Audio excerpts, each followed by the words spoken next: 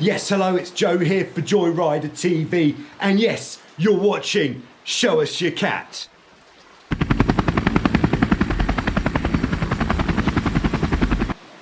Yes, hello, so we're back for some more Show Us Your Cat on this very wet day here in Vasiliki.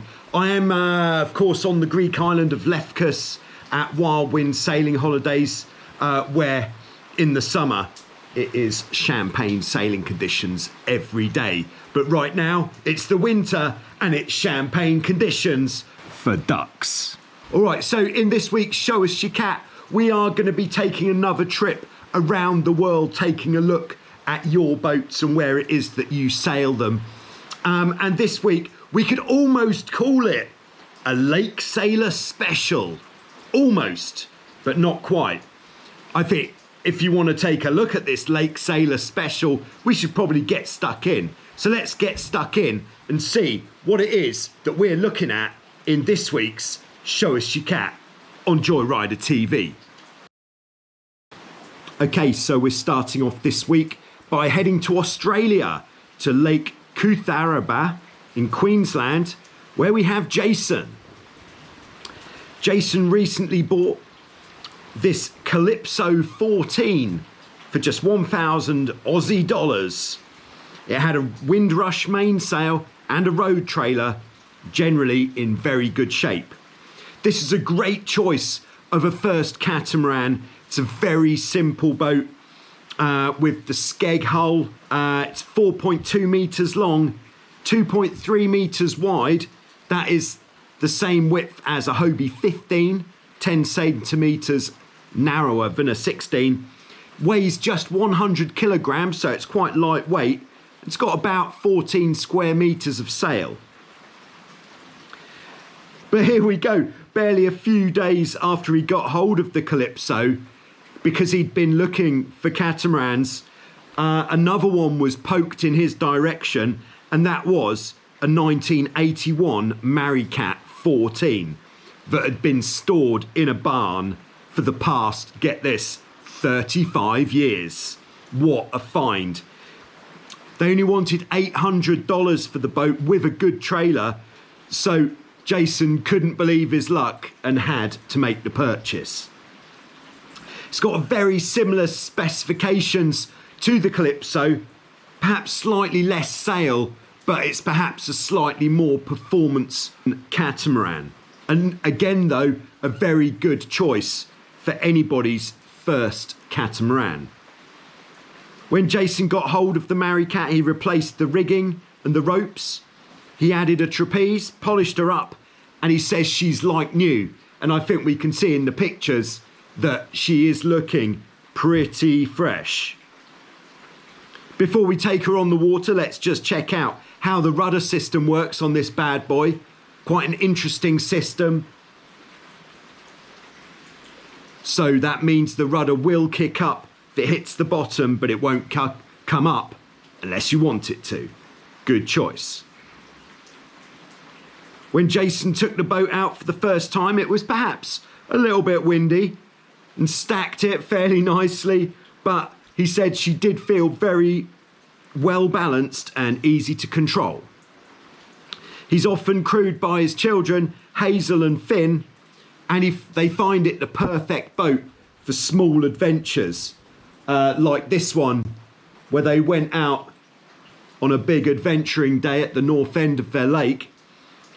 Even when the wind drops, it's still fun on the Minicat when you've got the kids on board to supply the propulsion. Here's one of Jason's many capsizes, and we can analyse this one in that as he's going out onto the trapeze, he's bearing it away slightly without easing any main sheet. This is quite a common cause of the going out on the trapeze pitch pole. To combat this, it's better if you're moving out on the trapeze to be on an upwind point of sail and really focus on your steering as you move out. How does Jason get to the beach? He tows the boat behind his Noosa Hinterland Adventures van. Jason runs Noosa Hinterland Adventures, where they do fat biking, canoeing and abseiling. Nice stuff. Check it out if you're in the area. Thanks very much, Jason, for sending us those pictures and videos of your Calypso and your Minicat. I think we're going to be seeing a lot of great sailing from you in the future. Thank you.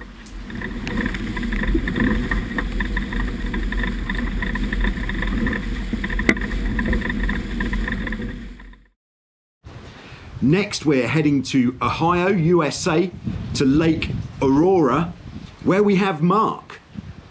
Mark has got a Track 16 catamaran named Adrenaline. This is the first Track 16 we've seen on Show Us Your Cat. Still more catamaran types out there, and they just keep coming. Mark originally got this boat in joint ownership with his friend Jeff 4 years ago, but then 2 years ago Jeff and his family had to move away, and then Mark took full ownership of the Track 16. Mark sails the boat with his wife Hope and his 2 daughters Sarah and Megan. So there we go, that's the Track 16, and that was Mark. Thanks very much, Mark, for sending us those pictures of your great looking boat. So next we're heading back to Cultus Lake, where we have Scott. We did visit Scott a few weeks ago in Show Us Your Cat with his Hobie 16 with the tsunami sails. But he sent in some absolute solid gold footage that I think we could all learn a thing or two from. We can firstly see that it's absolute champagne sailing conditions there, with flat water, and it must be around 16 knots of wind, which is absolute perfect conditions for single-handing your 16 once you've got the hang of it. First thing we can just see here is, if you look at batten number 5, needs retying there. Well worth checking your battens every time you get your mainsail out, because losing a batten is quite an expensive inconvenience. Now, this is where the fun starts. Scott's quite clearly cruising nicely out on the trapeze, and here he luffs hard, which either would be from a gust or a momentary loss of control, and then that turns the boat onto an upwind course where all of the forces are pushing the bows of the boat up because of the windage on the mast, under the trampoline, but also that inertia of going up is sending Scott flying back a bit more as well, which is making the boat go into a mega wheelie. That mega wheelie is putting the rider into the water, and of course what's going to happen next? He's off the back. This is an absolute classic. Very good job to Scott there for hanging on. I think if he had have lost contact with the boat at that point, that boat would have just sailed off, because the jib was pinned in and the main was pretty loose, so the boat would not have stopped until it hit the land. What I would do in that situation is stay hooked into the trapeze, so it's not quite so much of an effort to hang on to the boat. But I think we can all agree that Scott made a great recovery there, and very good to stay attached to the boat and not to capsize. Thank you very much, Scott, for sending in that video. So keeping it in the USA, we're heading to San Diego, to Mission Bay, where we have Rob and his family. Rob has got this amazing looking 1981 Hobie 16 Cat Fever. He bought the boat about 4 years ago, and before he bought the boat had been in storage for over 10 years, and before that it had only ever been sailed in fresh water. So as we can see, the condition of this Cat Fever is possibly one of the best that we've seen of a 16 of this vintage. Rob started Hobie sailing 35 years ago back in Belgium, where he's from, and he absolutely couldn't resist buying this beauty to get his family into some multi-hull sailing in San Diego. His sons are 13 and 10, and they really like to give it the beans and really send it. They've been in San Diego for 8 years, and they're moving back to Belgium next summer, and they've already organised a container to get the boat across the Atlantic so they can keep enjoying this cat fever on the other side. In this video we can see this next generation of cat sailors giving it full beans, full power, absolutely sending it. I think if these guys keep it up, we could be expecting great things from them. We can also see how great Mission Bay looks as a sailing area. Very picturesque, nice conditions, nice amount of different craft out on the water as well to mix it up with. And here's just some sweet double trapezing action. Rob clearly not afraid to give it some juice. Then we can see that Rob's using this 3 separate block main sheet configuration that came with the boat. And although we're more used to using a 2 triple block configuration, Rob says there's absolutely nothing wrong with this system, and he'd say if you have got this system on your boat, it's not necessary to change it. You can see it, you can really see what great condition this 81 is in. Just look at the trampoline. That is like new. Definitely one of the best condition cat fevers that we've seen. So thanks very much, Rob, for sending us in those pictures and videos of your cat fever. Hope you have some more great sailing before you have to move. And then when you get to Belgium, hope the cat fever continues to deliver. So there we go, 3 lakes and 1 bay. Incidentally, Rob said that he does prefer sailing in the bay there in San Diego rather than heading out to sea, because on the lake they get the same wind as they get out at sea, but without the big waves, which makes it much easier, much safer, and there's more people about, so definitely safer to keep it in the bay.